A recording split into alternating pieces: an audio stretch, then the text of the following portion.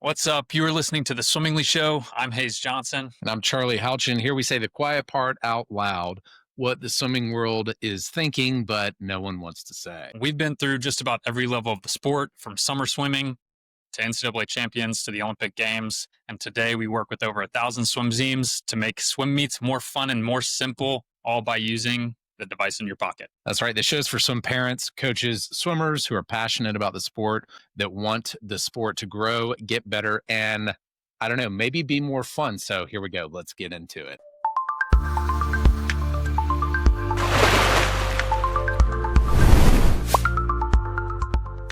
All right, Charlie, I've got a stat. This stat's been thrown around.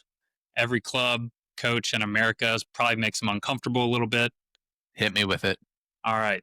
USA Swimming lost 18,000 members in 2023, a 4.6% decline in one single year. Meanwhile, we have summer swimming that serves about 3 to 4 million kids annually. That's 10 times the size of USA Swimming's entire membership. So I don't understand. Let me get this straight. The low, casual, fun, grassroots version of swimming thriving, upper echelon, serious version shrinking. Do I have that right? Yes, you do. Yeah, here's the kicker, really. Every year, teams are struggling to go out and convert summer leaguers into year-round swimmers. And I think we have this massive pipeline of kids who actually love swimming in the summers and that seasonal part of swimming, and we're systematically pushing them away a little bit. So today we're going to talk about, why year-round swimming has lost its way. More importantly, how maybe we can fix it. Maybe you can fix it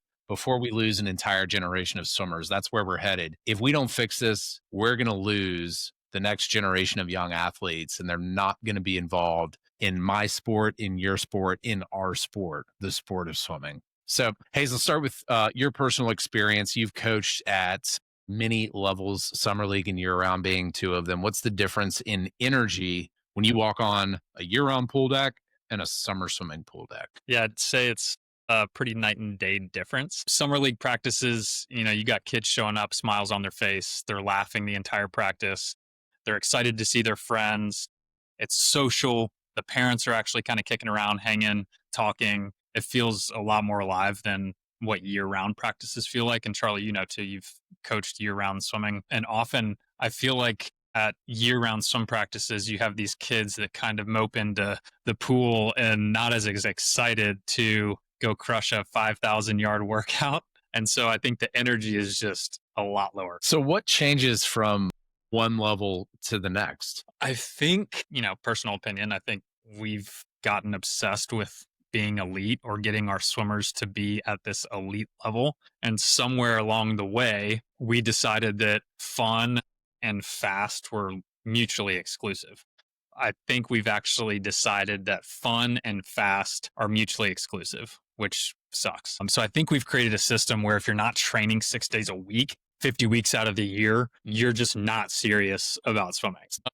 I mean, just to piggyback on it, we've created this massive gap between summer swimming and club swimming. It's like going from, riding a bike to flying a fighter jet. Yeah. So, no wonder kids feel overwhelmed and quit. You're going from this thing that's, it's as easy as picking up every summer, riding this bike. And then you go to the year-round season where it's like full throttle. You're in the pool 5-6 days a week and grinding to maybe swim and compete once every quarter. So from bicycle to fighter jet, the jump in the sport is like going from a bicycle to a fighter jet. Why? Explain that. Why do you think that's the case? Well, yeah, I think it's the heart of the problem. In summer league, kids will practice, the team that I coach every summer, we offer practices 4 times a week. We have kids that don't come every day, and that's fine. So you have kids that might practice 2 or 3 times a week, maybe 4, and then they compete that same week. So you have essentially this 2-to-1 practice to play ratio. Let's just say the average kid comes 2 to 3 practices a week. And then you get to club swimming, and your kids are really, not forced to be there every day, but it's this thing that the coaches kind of put out, and they're like, you need to come to practice every day. If not, you're going to fail. So you have kids that are practicing 5 to 6 days a week for 12 weeks, maybe more, to compete once. So it's Okay. like, at the end of the year, it's like 60-1 practice to play ratio. So break that. So what exactly is the problem again? Break that down one more time. You're talking about practices. You're talking about swimming competition. But what exactly is at the heart of this problem, where you're going from a 6-year-old riding a bicycle to a 7-year-old, and you're expected to fly this fighter jet? Yeah, so no other youth sport does this. I mean, Does what? again, you have summer swimming. You've Uh got huh. this awesome practice to play ratio, which means you're practicing very few times and you're playing that same week. Okay, so let's just say you're Okay. practicing twice, you're playing once a week. That's summer league swimming. It's awesome. It's fun. The kids get excited. They know what's coming that week. In year round swimming, you go from that to practicing 5 to 6 days a week for 12 weeks to maybe compete in one meet. Yeah. Got it. Got it. So you're nose to the grindstone all of a sudden at this next level. Yeah, and no other team in youth sports does this. I mean, think about football teams. Few football teams don't practice for 3 months to play one game. Even the NFL. Think about that, right? You've got the NFL where they're practicing 5 days a week to play every Sunday or every Monday, whatever it is, right? Yep. And then in youth sports, it's even less. Same with basketball. Basketball teams don't scrimmage for a quarter of the year before their first real game. But Right. somehow we've convinced ourselves this is the normal in year round swimming. Yeah. Yeah, exactly. Now we know spring training, summer camps for these other sports. That's true. But then they get into these seasons, these actual seasons, like a spectator would call a season where you have a game every week. You have a competition every week. And you're just saying that doesn't exist in the higher levels of the sport of swimming. There's still, it's like when football goes from spring training and camps during the summer, they might be scrimmaging or whatever, but it's obviously training for, and then they go into their season and they got a game every week. And it's like swimming never jumps to having the game every week. They just keep training, and then it's the fall and they keep training. And there's never, everyone's like waiting for the beat to drop or something, and there's no season. It never comes. They're just nose to the grindstone training. Yeah, but swimming doesn't even have scrimmage, Like they don't even have these short little, scrimmage type meets. It's Yeah. it's non-existent. So even when you do have training camps and you do have scrimmage, swimming is still missing that little piece. Who's directing traffic here? Who's causing this to be true? Why are these kids made to suffer? I think that's the big question. Maybe we'll find out in another episode. I don't Yeah. know. So why summer swimming? You're making this claim that summer swimming works so well. Break down what they're doing right. Yeah, I think first, I mean, you have these short seasons and you do have the practice play ratio pretty dialed in. You're practicing each week. Have a meet or two every week, which is awesome. But you also have these events that are short and sweet. You've got 25s and you've got 50s. Sometimes you throw 100 IMs in there. We do know that there are some leagues out in the world that run 200s, Yeah. but the majority of the summer leagues that we work with are really focused on the fun. They're dialed in with these 25s and 50s. They're fast, exciting, they're over quick. Okay, so unpack 25s and 50s. You've thrown that phrase around. You're using swimmer lingo. If there's one thing that I can't abide, it's using insider language here. So break it down for everyone to understand. You say these meets as in 50s. Why is that fun? What is that? Yeah, so summer league swimming, you've got all these swimmers coming in for the first time. They're learning what swim team is. They're there to have fun. And the best thing to do is to get these kids to get up and swim across the pool as fast as they can. So you have one lap, which is a 25, and you want Johnny, our first time 6-year-old on the team, to get across the pool without touching the lane line, to Right. breathe right, get across the lane get across the lane as fast as you can, right? Yeah. And then as you get older, even to the 16, 17, 18-year-olds, there are leagues out there that are just doing 50s, which is so fun for them. 2 I laps. mean, 2 laps, yeah. So they're out, you have some even high school and then year-round swimmers who are so used to swimming hundreds and 200s and 400s and 500s, whatever it be. And they get to a summer swim meet and they're like, yes, this Yeah. is it. I get to swim a 50 freestyle. I get to swim a 50 butterfly. Let's rip it. I guess what my point is, like, even just the idea, the nature of going to a meet if you're a new parent, and the announcer says, okay, up next is event number 1, the boys 7 and 8, 25 freestyle. If I haven't been to a swim meet before, I'm like, 25 freestyle. Now, if they just said the boys 7 and 8, 1 lap, swim across the pool as fast as you can, freestyle, I'd be like, okay, well that makes sense. But we're already requiring them to do like this mental math. And if you've been in the sport, you're like, well, of course I get 25-yard pool. 25 is a 1 lap. But even that alone, like that's a big hurdle for people coming into the pool who are intimidated, who've never been there. It's chaotic. There's 200 kids at the meet. But anyway, just breaking that swimmer lingo down, I feel is really valuable. But anyway, the meet structure there, when these parents are getting on the pool deck, there's hundreds of kids there. Tell us about that meet structure in summer swimming that makes it more exciting than other levels. Yeah, and I think, with working with over 1,000 teams now, it's pretty consistent across the board where, they'll have these 6 week, maybe 8 week seasons. Every week, they're assigned a dual meet for someone in their division or a team down the road. So Hmm. you've got this dual meet. It's our team versus their team. Very straightforward. The Yeah. kids know who they're swimming. They get excited about it. Some of their friends are on the team down the road, right? Yeah. So Right. it works perfectly for these kids. They understand it immediately. Cheering for their teammates, even cheering for their friends on the other team, not trying to figure out some complex scoring system across 50 different clubs at an invitational, right? Yep.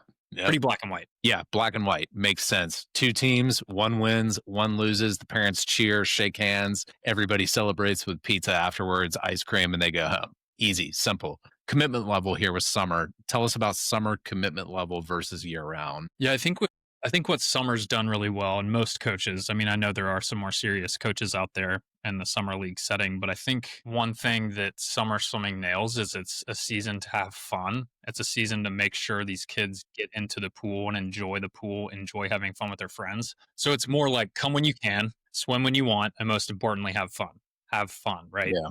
Now, the And average so if you parent that wants their kids to get better might almost kind of bristle at that, like, "Ooh, that almost sounds like a little too loosey goosey." Tell me where you're coming from in swimming particular, why it's beneficial to have this layer, this foundation that is, let's say, that accommodating for the newest kid. Why is that level important? Well, I think it's a new sport for a lot of these kids coming into the pool, right? You do have the serious parents, and there's definitely a shift in in the groups on the team where there are kids that show up every single day of practice in the summer.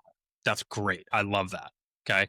But you have these kids that are coming into a new setting. They play baseball, they play football, they're doing summer camps, and they get here, and if they're going to be thrown into the pool and required to come every single day, it's not going to be as fun right off the bat. Yeah. So Yeah. it's really about getting them comfortable in the practice setting, and then their first meet's a big deal, right? So, but like if you miss a practice for a vacation in the summer season, no one really cares. That's okay. Like, of course, we'd love to have these swimmers at the meets, and of course, it's fun to win. But I don't think at the end of the day, it's going to make or break it. So if you can only swim one event at the meet, that's fine too. It's about participation, not perfection. Yeah. So when I'm coaching kids and it's their first meet, I'm making sure that they are smiling. Of course, there's going to be tears. Of course, they're going to be, nervous, but I am making sure that I can push them in the right way to get up on the blocks for their first race and get out and smile. That's Yeah. all I care about. Yeah. So what I'm hearing you say is you got 8-year-old Johnny, and he's coming once a week to practice, and that might seem like a pretty small commitment, maybe one swim meet in addition. An 8-year-old Johnny comes to practice one time a week, might feel like not a big commitment, but that's leaving space for Johnny might be doing summer baseball. Johnny might be doing another sport. Johnny might be doing this with, his family or all of these other activities. It just seems it leaves this room to keep the sport inviting kids in when it's as opposed to saying, well, if you're 8 years old and you can't come 4 times a week right out of the gate, this isn't for you. I'm hearing you say the opposite, that you leave this room for, one time a week, and it's going to bring those kids in that are doing other sports, that are doing other activities, that are going on vacation, and it exposes them at the very least to that entry point in the sport. Very powerful. Yeah, I mean, that's exactly right. You have kids that are playing multiple sports. And if you require these kids to come to every single practice, it's going to conflict with their other schedules. And they're going to be like, all right, I'm out. You Yeah. know, that's the glory of this. It's like get them to practice once or twice, have fun, and then let's go to swim meets and let's show Yeah. what you've done in practice. Like each of these youth sports at the year round or the higher levels is like trying to box the other youth sport out. Like, no, our sport you have to commit to every week or every day. No, our sport you have to commit to every day.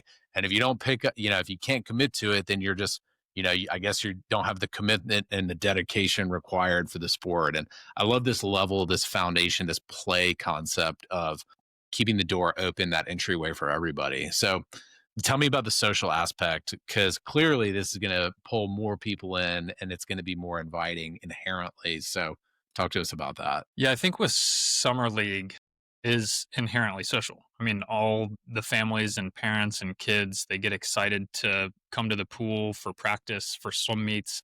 I mean, the parents have their corners where they might have a drink, they might be hanging out, talking with parents, watching on Swimmingly Fan or whatever live results app they're watching, and they get to just sit and enjoy the sun, have fun, have some drinks, whatever it might be. So I think that's the biggest shift where, you're there for 3 hours, let's say, and it's a good dedicated time to be with other families and watch, smaller groups swim and go fast. And then you have these year-round meets where you legitimately have to mentally prep yourself for an entire weekend. I mean, Yeah. I think it's you're like, "Okay, well, I could volunteer or I could sit in the stands and just, bake in the indoor pool and smell like chlorine for 5 days after." But I think the biggest difference is you have this short, awesome event at a summer league pool outside, sun shining, whatever it might be, and then you look at year-round swim meets and you're mentally preparing for a three-day swim meet where you've traveled 4 hours or whatever to go to, and it's Yeah. just awful. Yeah. I mean, it's community, right? The foundation of the sport is inherently community driven because you're going and participating at your local neighborhood pool, parks and rec pool, swim school, junior team, et cetera. These are your neighbors. These are people that you interact with on a daily basis.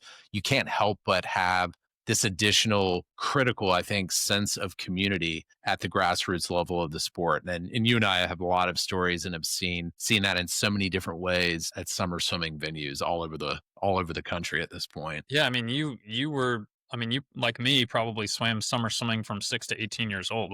Yeah. What's a story that you can remember even, during or post? Well, I mean, just the camaraderie and the sportsmanship, the genuine goodwill between the two teams. I can remember multiple occasions of swimming, literally the neighborhood next to ours, Oak Park neighborhood, Crabtree neighborhood, and this rivalry of these little 60 swimmer teams. One more recently was if you're familiar with swim meets at the summer swimming level, you get to the end of the meet, there's usually a relay at the end, and there's the older kids kind of close it out.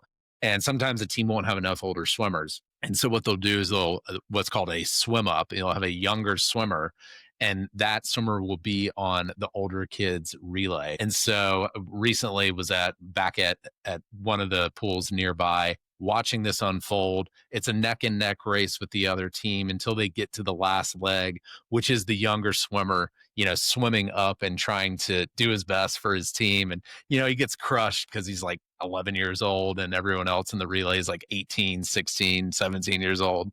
But both teams are clapping and supporting because they get it. They see what's going on. The three kids that were older wouldn't have had the opportunity to even swim the relay if it wasn't for this younger kid stepping up. And the younger kid stepping up gets to feel empowered and feel like he's supporting his team. The other team on the other side gets it and they're clapping and supporting because they wouldn't have even had a relay to race against if this younger kid hadn't stepped up. And so it's a community affair. Everyone is supporting each other genuinely. And you don't see that at higher levels of the sport. It's a good feeling to be a part of that. Yeah, I mean, compare that to the year-round meets where the structure is so rigid and the kids are literally sitting alone with their headphones on. Nothing wrong with that, but it's just a different setting, right? They're kids sitting in the corner, towels wrapped around them with their headphones on. They're stressed about their times. You've got Yeah. parents that are over obsessed about splits. So, which experience from those two is more likely to create a lifelong swimmer? Yeah, exactly. Exactly.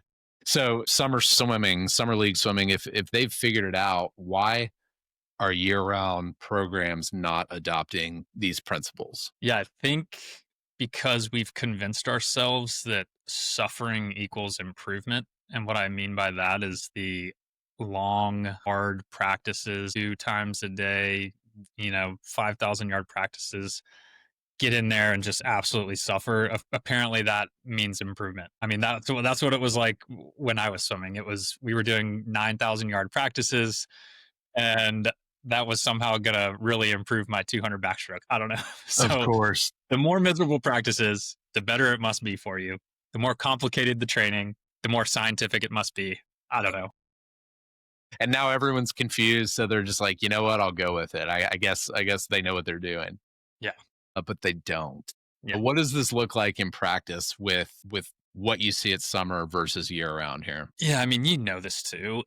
I mean, we had kids in our groups that it was probably the same way, but we've seen, and we're really a part of it, but we've seen 10-year-olds doing 5,000 yard practices, right? And these are kids that can barely hold on to proper swimming technique, being forced through these complex main sets and even drills that they needed something else to work up to. So coaches who think that yelling and intimidation are motivational tools, that's kind of where what we've seen so much in this year-round setting, where it's get in, grind, don't focus on technique as much, and again, that's apparently going to make you better. That's the big difference. So you've said before that year-round swim meets are designed for coaches and officials, not for kids and family. Tell us about that. Yeah, so our meets, those meets being very, very long, you've got to, like I was saying, you've got to mentally prepare for these things. But how these meets are set up, at some point, someday, someone was like, hey, we need to break these meets up in 3, 4 days. And, we need to have 28 officials operating the swim meet.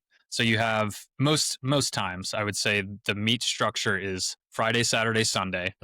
At your bigger meets, you've got a prelim session in the morning, Friday morning, you've got your final session at night. So not only are you there just for 2 hours of the day, you're there for 4 or 5 hours of the day because you got to go back to the pool. And then Saturday comes along, and let's just go ahead and do that again. But here's the best part. Your kid probably only swims like 1 or 2 events on those long days. So rather than swimming 5 events on one day, they're doing 1 or 2 on Friday, maybe 2 on Saturday, maybe 1 on Sunday. So it's a long time to be at a swim meet to watch your kids swim for like 10 minutes. Yeah. I was talking to somebody recently, and if you're not aware, there is USA Swimming, year-round swimming has what they call the 4-hour rule. The 4-hour rule is a swim meet session cannot be more than 4 hours. So they actually have to place a time limit on how long the session can be. And I was talking with this person, they said, oh yeah, I mean, the meet literally ran all day. It was like 8 hours long. And I said, well, what about the 4-hour rule? And they said, oh, no, Charlie, you're not with the times. You don't understand.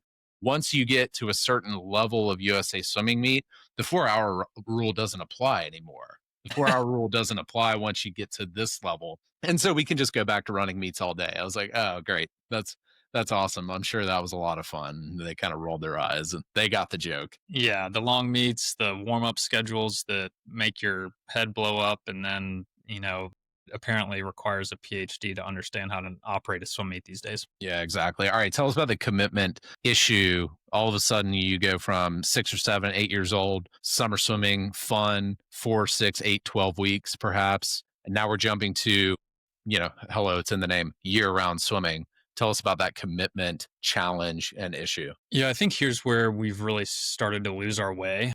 And it's sad. And, if kids really want to commit to the sport at a certain age and get to the next level, the college swimming level, yeah, that might make sense when you're 14, 15. But teams are telling parents and families now, if you join our team, Charlie, your child needs to be here 5 to 6 days a week, 50 weeks a year, miss a practice, and they're probably going to fall behind. So take a family vacation, and they're probably going to lose their lane. That's what it's kind of like now. Yep. Yeah, exactly. And you can see how that unfolds. You, like Hayes said, you can have a 15, 16, 17-year-old that's truly elite at a young level, and they're competing at the national and Olympic trials level. That's a very small percentage of athletes, but that percentage of athlete gets a disproportionate amount of attention at these programs, and oftentimes deservedly so. But then that's not the issue. That's not where I'm going with it. What the problem then becomes is, well, if that has to be true when I'm 18, 17, 16, 15, well, if I'm 14, in order to be ready for that, then I need to be here. Well, if I'm going to be ready at 13, that means I need to be on track.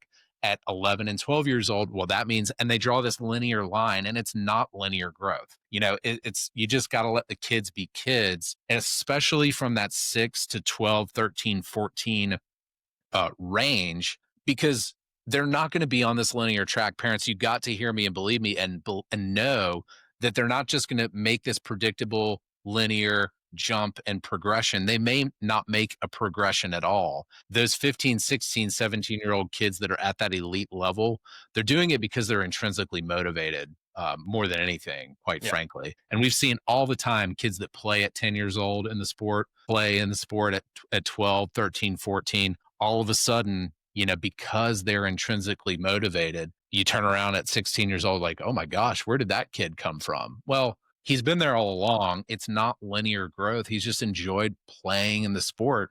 And on his time, his dedication, he was ready to take that step. Yeah. So you have that serious commitment that's been forced on these families coming into a year-round program. And then, you look at soccer, you look at basketball, you look at baseball, they all have seasons. And, we're demanding year-round dedication for recreational level kids who just want to get better and have fun, like you were saying. Yeah, exactly. All right. So let's look at the numbers and actually tell us about these year round USA swimming figures that are on the decline. Yeah. So, like I mentioned earlier, the 2023 membership, there was a decline of 4.6%, which was actually, I think I read it was USA Swimming's third worst year ever. The only worst years were during COVID. Makes sense. And I think that should be a pretty big wake up call, don't you? Yeah, no doubt. All right. So what about retention? What about churn? Swimmers leaving this, swimmers coming to the sport, trying it, and then leaving. Tell us about that population. Yeah. I mean, the stat that really stuck out, member retention it hit its lowest point since 2019 at 66.9%, basically 70%. And what that means is that 1/3 of swimmers quit every single year. 1/3. So yeah, that's hard to believe that you would provide a program that one in every three kids doesn't enjoy and is leaving within that same year. That's hard to believe.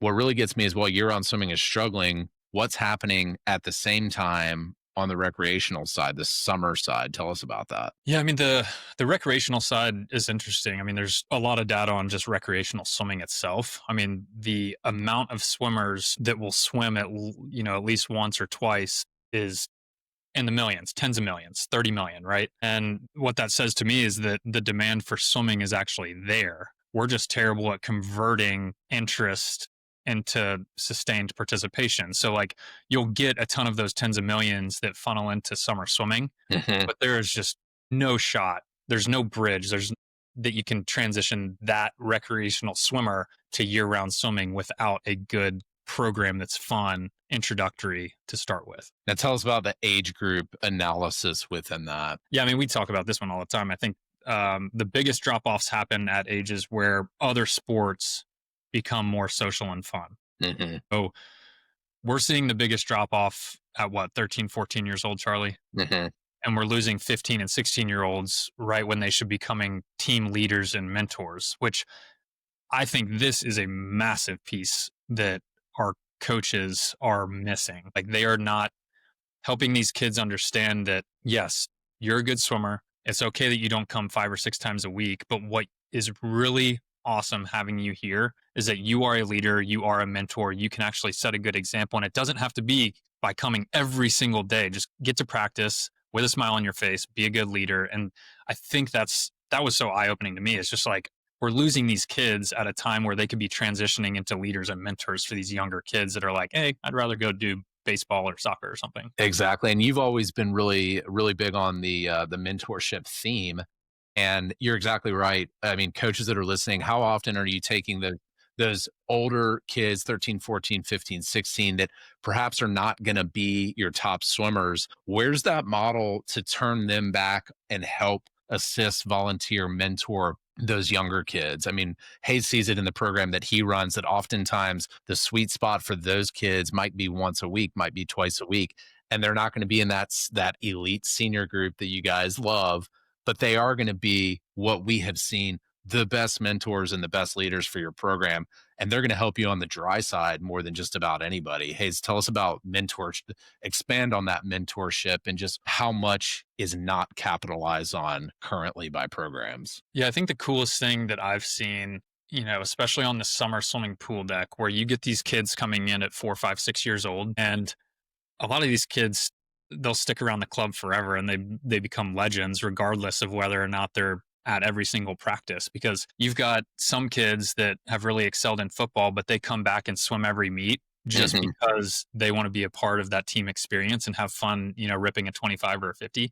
But I'm serious, like these kids come back and these little kids look up to the 15, 16, 17 year olds, and they love watching them more than anything. I mean, and the coolest thing is, like, we'll get these kids to help line up the littles, and they're getting them excited for their first races or whatever it might be. Even having the kids that are mature, and you can kind of just pick out leaders and mentors as they grow up, and it's awesome to get them around the swim meet even if they're not coming to every some single practice, because little kids will look up to the older kids no matter what. Yeah. Yeah. All right. What about geographically? Are some parts of the country, is it shrinking? Is it growing? What does that look like? Yeah, I mean, some regions are growing while others are shrinking. I mean, I haven't pulled like a ton of data on this, but I think it's pretty evident when, we work with so many summer swim teams and leagues. And, I don't know if you know a lot of the data, but we have some leagues that continuously grow, Mhm. that might run a better meet format or a shorter season. And then we have some that might just be staying the same. I don't know if we have any that are really decreasing. All right. So you talked about year-round teams needing developmental type programs, a bridge program. We've used that phrase before, that mimic summer league style programming. Break that down for me. Yeah, so I think what it boils down to is that every year round team needs, and I think a lot of people think about this, but every year round team needs a bridge program. Hmm. And this is a group that feels more like Summer League, but operates within the club structure. Interesting. So, what would that look like practically? Give me an example here. Well, really, it's very simple, Charlie. Hit me. Make it simple. So, I'm a simple man. Make it simple for me. yeah. So, first of all, you've got to have coaches that are wanting to grow the program, not the ones that are focused on the elite groups. You've got to have coaches that want to grow the program. So, what you do is you offer multiple practice sessions a week, but only require one session for each swimmer. So, maximum flexibility, minimum pressure, focus on fun, short events, fives and 50s. Then, instead of offering one more practice session each week, make the final session what we call a play session. So, low key dual meet style competitions internally, make the meet short, loud, and more social. So, offer the meet during practice time, which means Mhm. it's short and it's at the same pool as practice, which means close by for families. The kids are used to it. So, again, one practice session, one play session. Yeah, love it. Love it.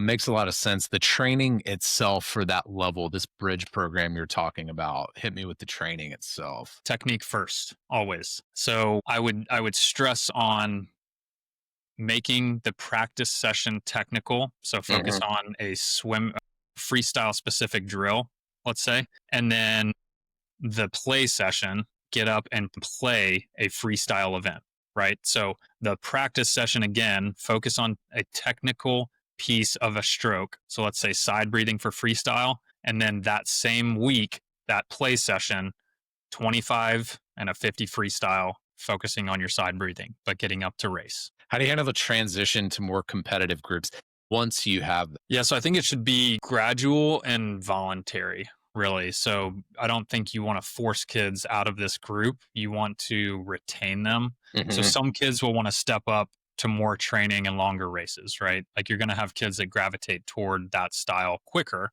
which is good. Let's get them, let's funnel them into the other groups. For sure. Others will be perfectly happy staying in the development program. I guarantee it. So They're what gonna you're want they're gonna want that one practice and right. one play because they have other things to do. So what you're saying is today a lot of programs have, you know, your bronze, silver, gold, elite, this track, right?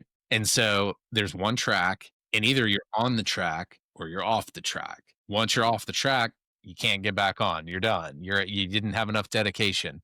What you're saying is there really should almost be multiple tracks. There should be this, we'll call it recreational side within the program is less linear in ability progression, and it's more cyclical in recreation, participation, play sessions, competition.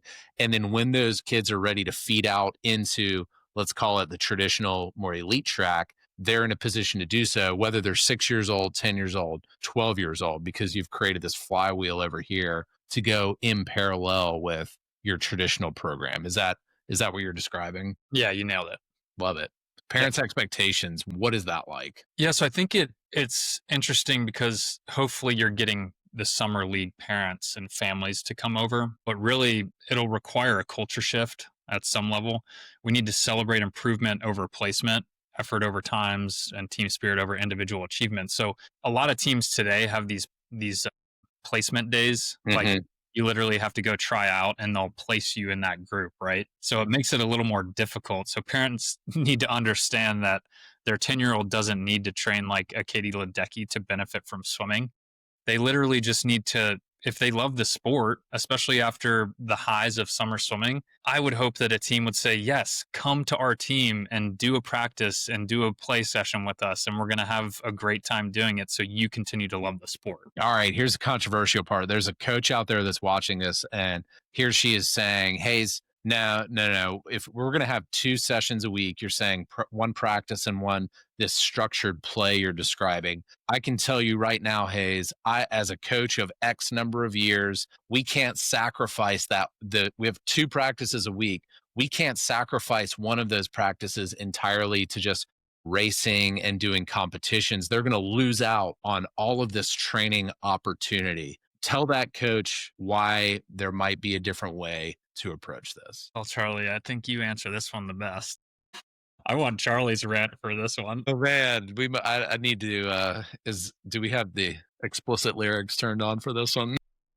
Please, please. I want the full explicit version of this. All right, let me see if I can take a crack at this, because I know there's a coach out there that's watching this that's saying, okay, what you guys are describing here, Hayes is talking about two practices, 2 sessions a week, and you're going to have a traditional, more or less, practice, and then you're going to have a inter squad meet, is what you're really describing, time-based challenges, a scrimmage. And guys, I'm just here to tell you, as a coach of, X number of years, there's no way that I'm going to sacrifice one of the 2 practices every week to just allow them to play, scrimmage, race, have fun. I can never justify this to my parents. They paid for good quality training. I'm a coach of X number of years again, and I provide this incredible instruction.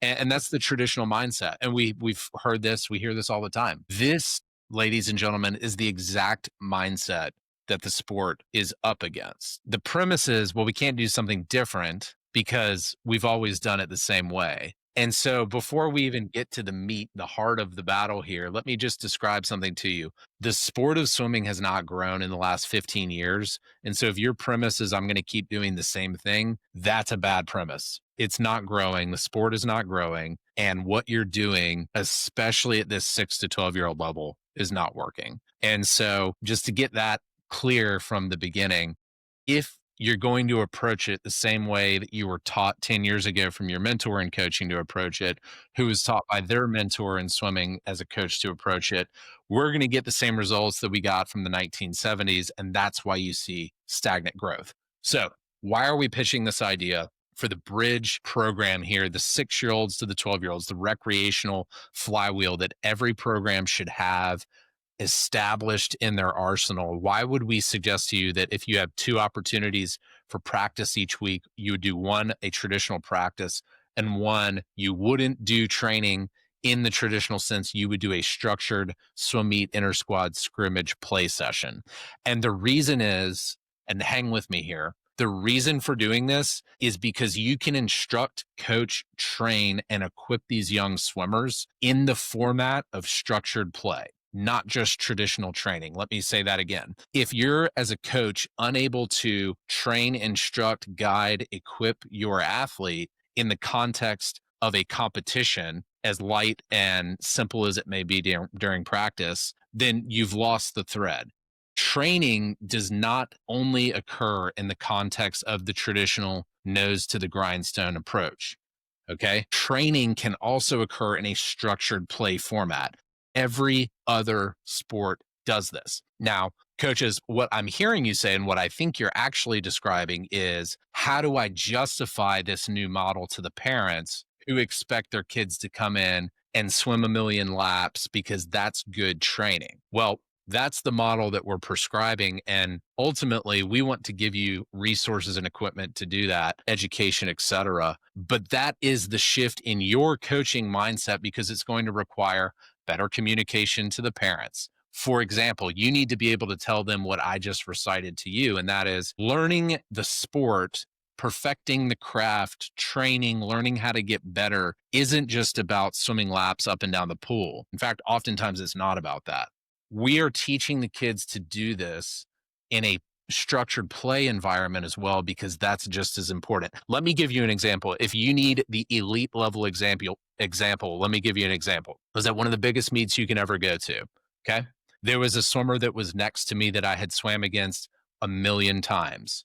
I knew beyond a shadow of a doubt that I was going to beat him, to the degree that I was not focused on him at all. The reason was because he knew how to train in practice better than anybody. Hands down, best trainer in practice ever. What I knew how to do was compete at an elite level that he could not compete with. So the idea that you're going to learn how to become the best competitor just from nose to the grindstone traditional training is simply mythology. And so if you need that elite example, you can hang your hat on that one. You need to be able to train your kids, not just in the traditional training method, but in a structured play format, because that's where the gamers really learn how to game.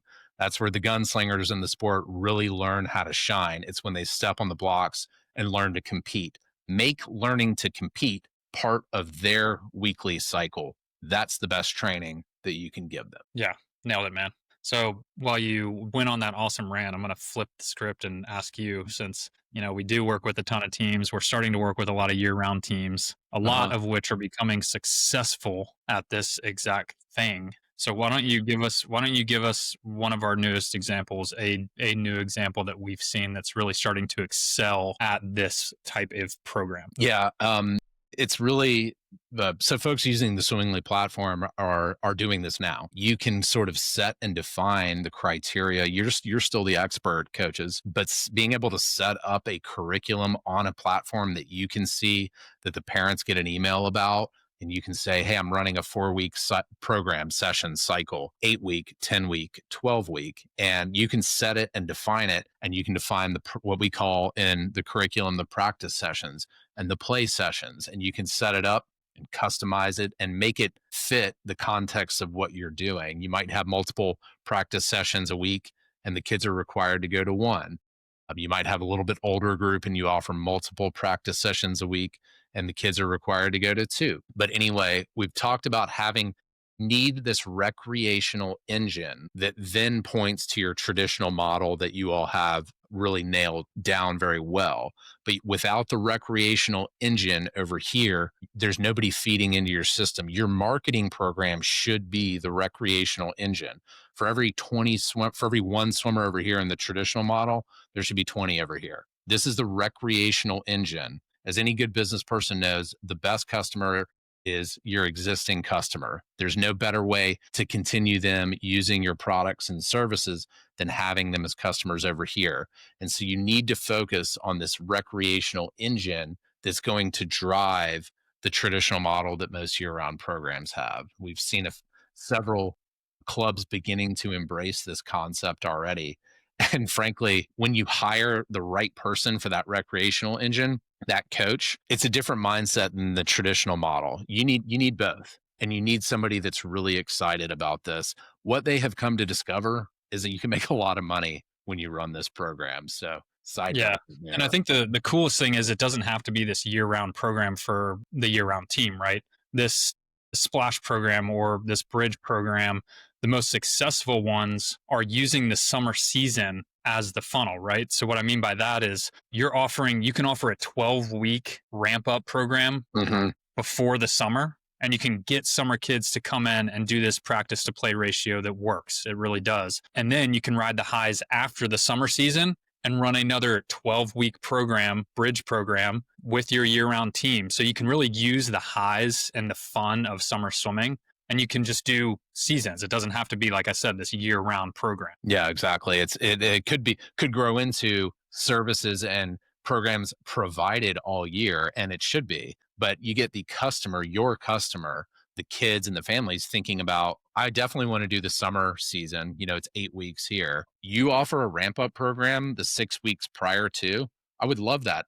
You offer a 12-week fall splash program right after summer swimming. Well, that would be great. We would love to do those programs as well, but you chunk it up and you make it easy for those kids to understand, those families to understand. Yeah, and real quick, Charlie, it doesn't have to be a long answer on this one, but can you just tell us about the coaching that is involved in these types of programs and the type of coach? Yeah, that's. I'm glad you brought that up. We know so many great on deck traditional coaches that wanna don't want to focus on the admin work. They want to coach the top program in their swim team, and deservedly so. Right, this is elite coaching, and that's important. You also need, like I said before, you need to hire the right coach for your recreational engine. Maybe they're more business minded. Maybe they have an appetite for the dry side that the elite coach that founded the program does not.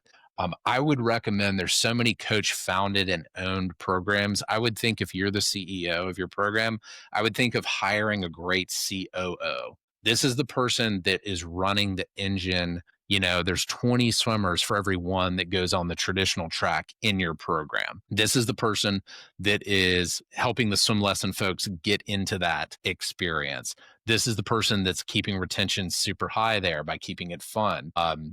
It's a very good, astute, experienced summer coach, and I mean that in an elite level. Don't think of a summer swimming coach as being below you. In many senses, they have a lot of stuff figured out, and if they have the business acumen, and if you work well with them, coaches, I would think about, if you're the CEO training the elite swimmers, you really need that COO coach that can run that recreational engine under the hood that's powering the foundation of your program. Yeah, so let's get to the practical implementation of a program like this. Let's talk about, for teams that just have their more elite groups, they haven't really started to dive into what a development group can look like. Let's just talk about the practical implementation.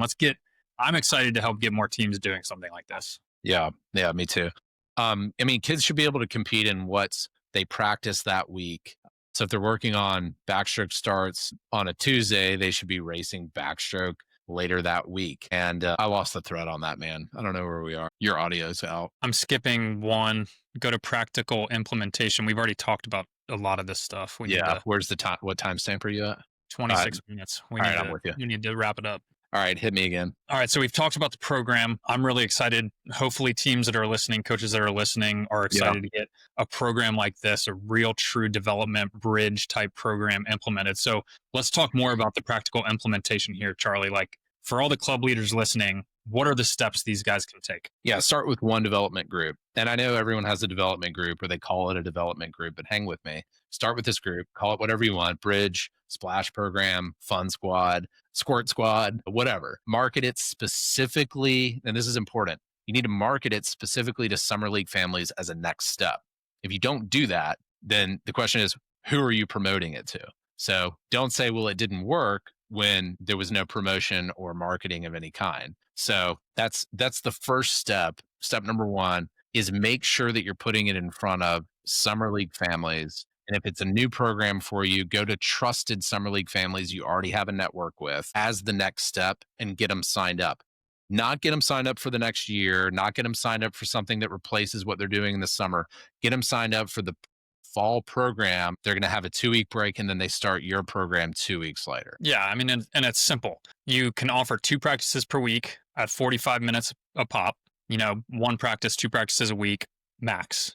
45 minutes, short and sweet. One competition every week. A lot of people that are starting to do this call it their Friday night lights, right? And it is a absolute hit. So it can be as simple as just a time trial with your own club, this group specifically, have very specific events, short event orders, what you practice that week, and freestyle events or freestyle and maybe flip turns or backstroke, whatever it might be. But keep the play session short, fast, and sweet. Now, don't miss the boat on what Hayes is saying here. You have to offer a structured play session every week. So we don't want emails and comments say that we did the development program and this doesn't work. It only works if you provide the athlete with the structured play session, the scrimmage, the game, the pickup basketball every week. Otherwise, it's just nose to the grindstone traditional model.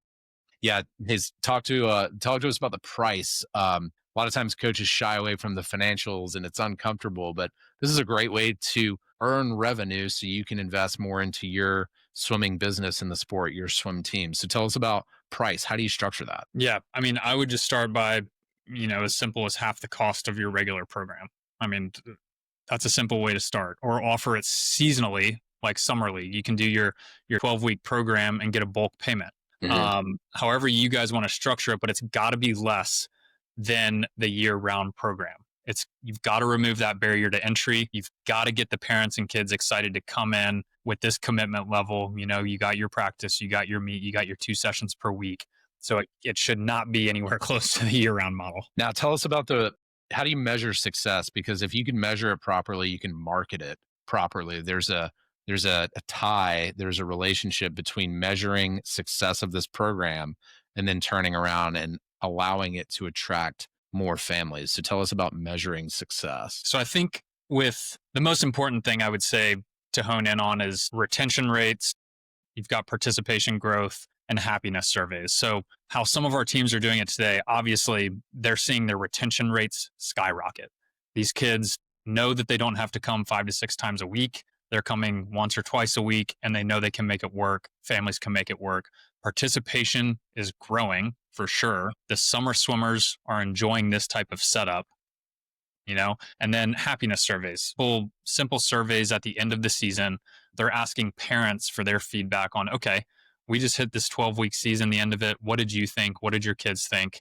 And most of the time it's pretty darn good. Yeah. And a newsletter once a month from coach isn't going to cut it. You need a weekly feedback cycle where the parents can see and be a part and understand these benefits. Exactly. So everything we've described really is going to require a pretty substantial shift, particularly the mindset. What needs to change here? Yeah, I think we need to accept that not every swimmer wants to be the Phelps or the Ledeckis or the Dressels, and that's perfectly fine. We need to get away from that mindset.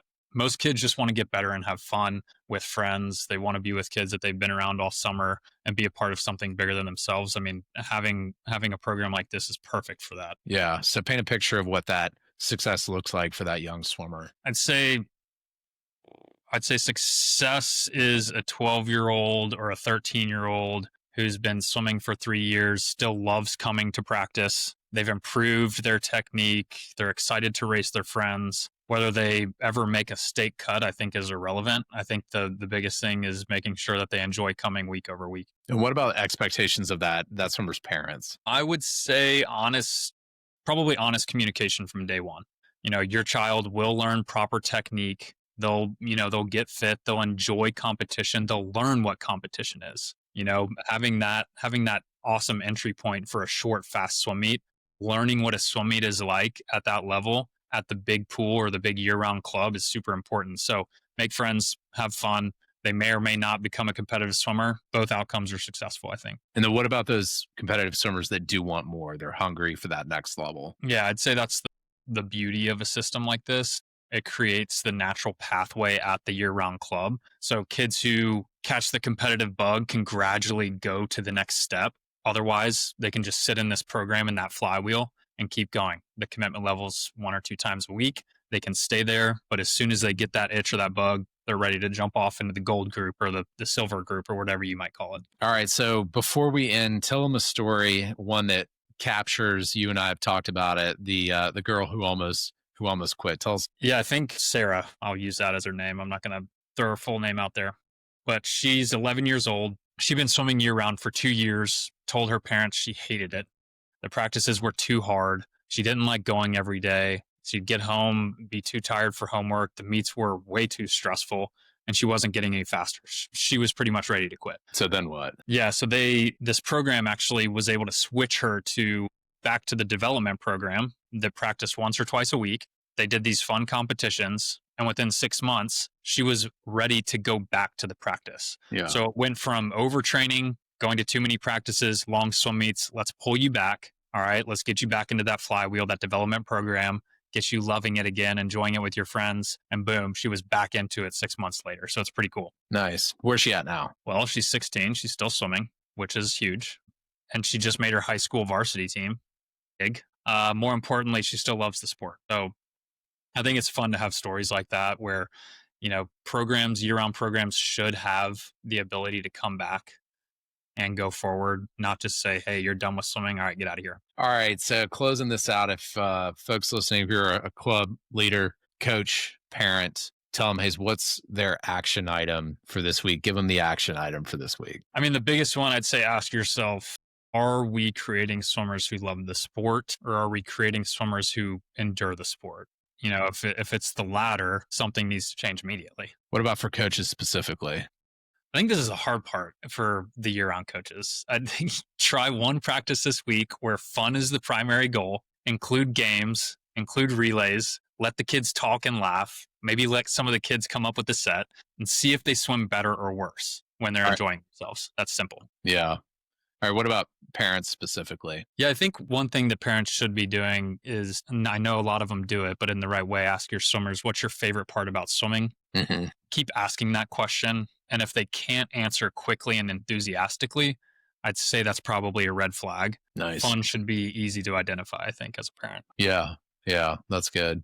All right. What about for club administrators? This one's easy. I'd say look at your membership numbers and retention rates. If you're not growing, if you're losing kids year after year, the program isn't working, regardless of how many state champions you produce or whatever it might be. I'd say those are what you probably need to look at pretty quickly. Got it. So yeah, the goal isn't to make swimming easier. You're saying the goal is to make swimming sustainable. All right. So that makes sense. What's the bigger picture here? I think the big picture is swimming has the opportunity to be the sport that kids never quit. We're literally the only sport you can do for your entire life. That's right. So, but only if we stop driving kids away during their formative years. Like that's the only way it's going to happen. That's key. That's yeah.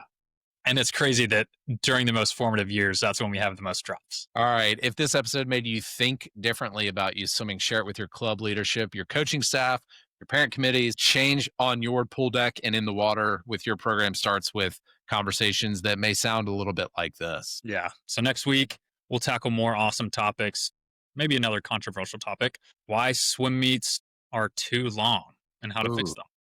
So then push the kids in the right way. Maybe say something like, today I enjoyed watching you swim. All right. We'll see you guys next time. See ya.